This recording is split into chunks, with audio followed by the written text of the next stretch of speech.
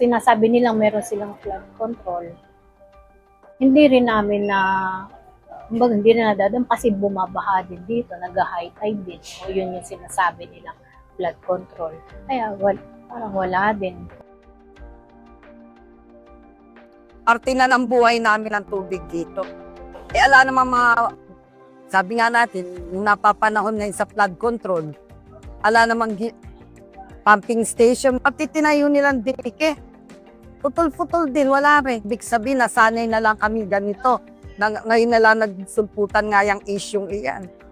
Gusto namin magpasalamat for the 3 billion pesos na pondo na ibinaba sa amin ng DPWH. Hindi po kami lubos na magpasalamat. Dahil hanggang ngayon, wala pong nasolusyon ng baha sa amin.